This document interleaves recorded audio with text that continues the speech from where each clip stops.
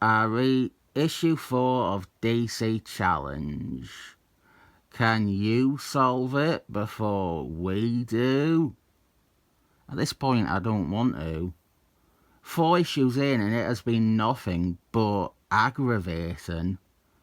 The premise, the great concept behind this series, is that each issue is handled by a different writer and artist, and they have to continue on from what the issue before did. What I felt all but one issue so far has been is writers not recognising anything special in the idea and treating it like a normal assignment. The one writer who I think did embrace and play with the creative aspect of the series was Lenny Wen back in issue 2. He got what this was all about. And this one is by Paul Levitz and Jill Kane. And page 1 does what DC Challenge does every issue. It introduces another bunch of characters. We have Detective Chimp. Detective Chimp was a silly character. Silly enough that I feel I don't need to come up with a joke name for him. He was one of those absurd things from that period where DC thought that people only wanted to read about monkeys, gorillas, and chimpanzees. Detective Chimp, well, this is pre-Christmas on Infinite Earths. He is later on reinvented incredibly, and I'll explain that later on. But now, in the style of DC Challenge, I thought it was time to pointlessly introduce a new character.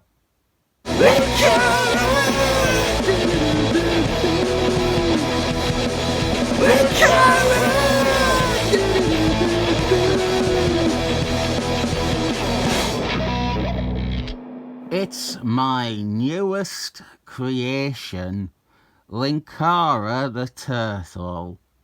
He is the sworn enemy of Cyborg raging 15-year-olds, and he also wants to rape the green M&M.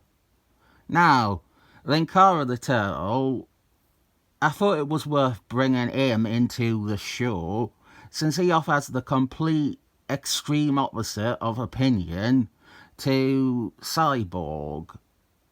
Hello! So, Linkara the Turtle, what do you think of DC Challenge? I think the real problem was its lack of any female creators, offering a female voice for the female demographic and its allies, like myself. Right, so Detective Chimp, apparently back then, he didn't even talk. He was an embarrassingly intelligent, non-communicative animal sidekick that solves crimes. He's not even wearing his Deerstalker hat in this. What's the point of Detective Chimp without his hat? One thing I did like, well, like is too strong a word. They footnote and refer to the whatever happened to Detective Chimp story from DC Comics Presents issue 35. I wanted them to do a trade paperback of those whatever happened to backups. They won't do it now though.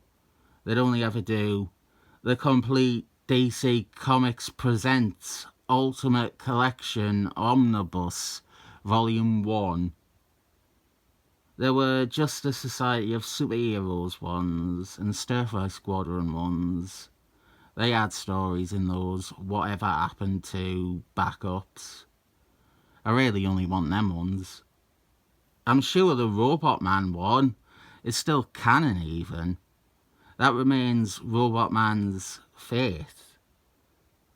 Much happier than what became of him in Goldie Age.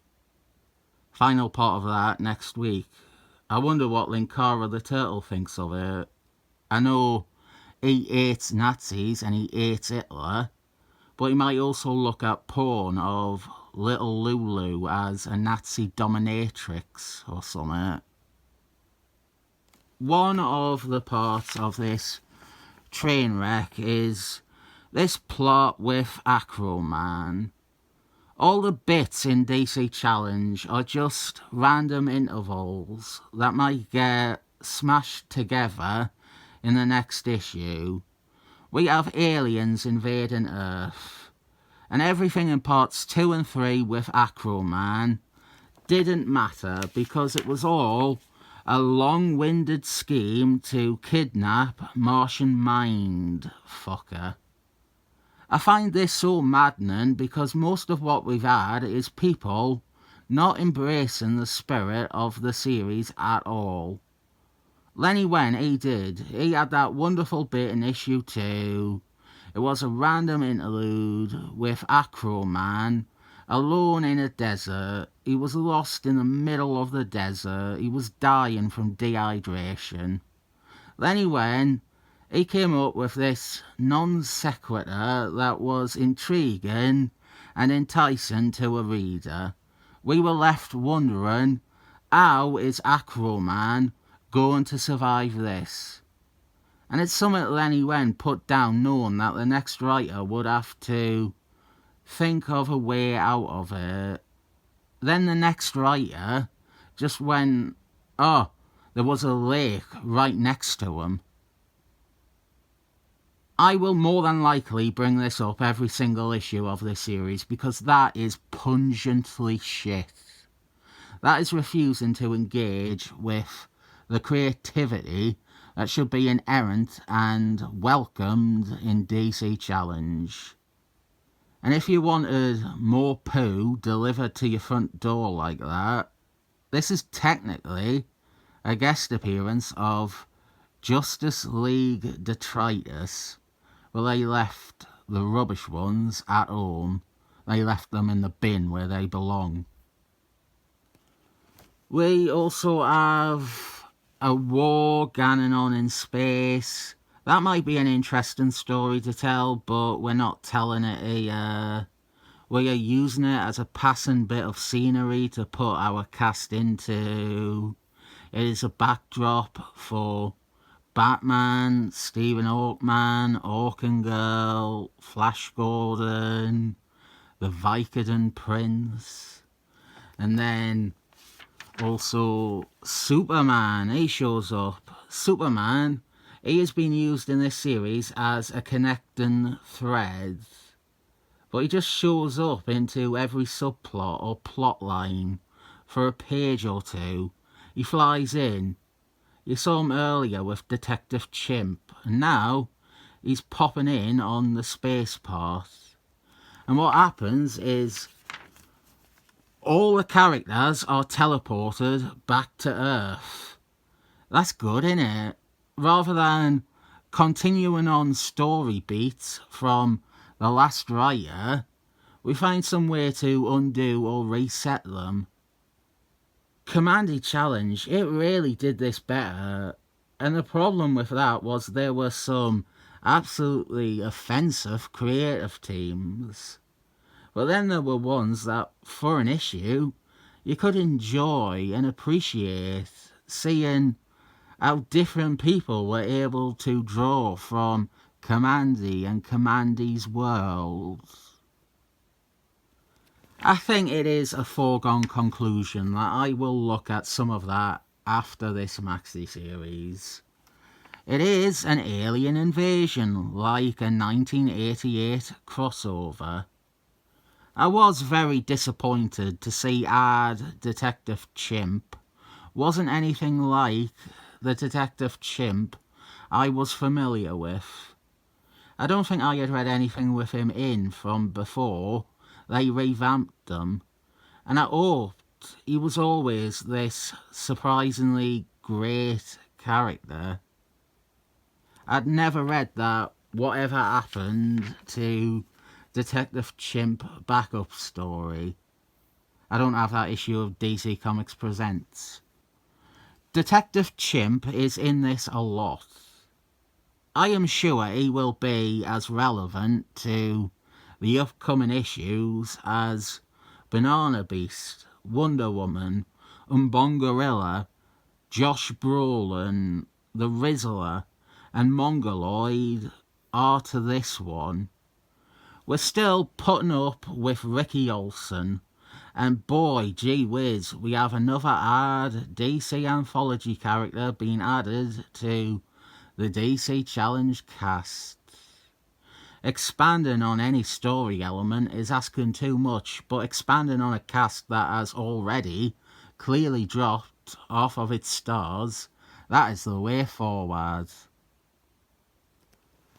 Detective Chimp and his human partner, genuinely can't remember his name, they are investigating and they are trying to do something about this alien invasion, and they go into this gateway, and that newspaper on the bottom panel is meant to be one of the hooks. Superman, his secret identity has been exposed. That is the only part of the issue where it is referred to. That's one of Paul Levi's new ideas. He's only incorporated it into that one panel.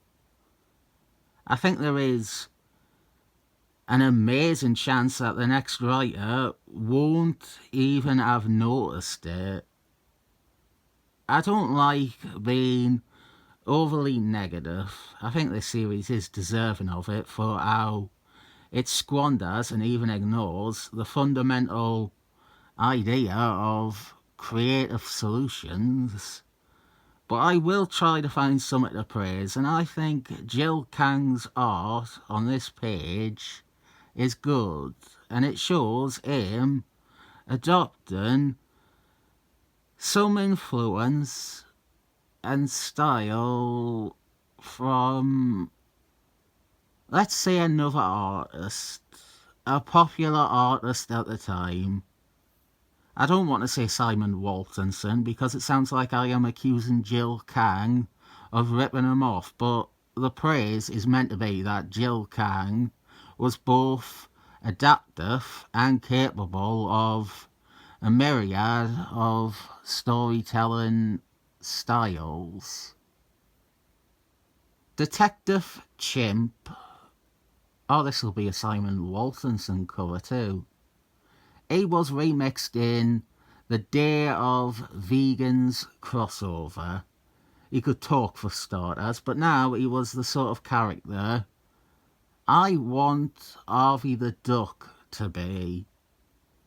He is a cynical and jaded alcoholic, a bit of a scoundrel even, but he's also a genius and a brilliant detective. He went on to star in Shady Pack after Day of Vegans. He was a main character in that. It ran until the New 52, I think. Where he was solidified to me as a great character, though, was in Jim Timothy Ives' Dark Justice League. He really cut to the heart of Detective Chimp. He had Detective Chimp turn the cynicism inward. There's a story with Smurf Devil, and it's honestly great. And that was when I sat up and went, you know what? Not only is Detective Chimp a great character, but this Jim Timothy Ive guy ain't no chimp on a typewriter either. Probably doesn't use a typewriter. It'll be a computer. You'll type on a computer. When I opened this issue and saw Detective Chimp on the first page, I was actually delighted because I really love where his character went. But I was very disappointed to see how he originally was. The aliens, they have invaded Earth. I've already said that, haven't I? They are sentencing all other alien life forms on Earth to death. So Superman gets to make another appearance in this issue. We have him, Supergirl, Starfox from the Tiny Titans, Martian Mind Fucker. And I will have to show a cutaway of this so people know what I mean. We also have Red Tornado. That is him there. Red Tornado. Been holding on to that one since I began. That is why I never called anyone else Red Tornado. So Ricky Olsen runs into another one of those gateways.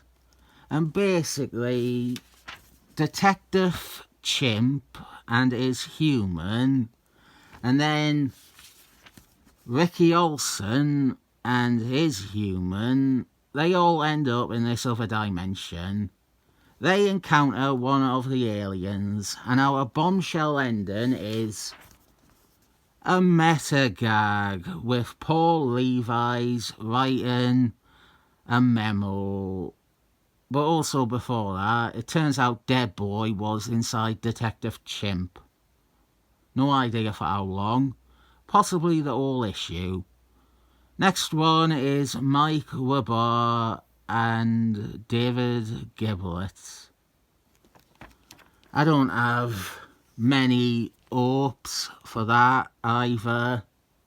I think we have settled into what DC Challenge is going to be.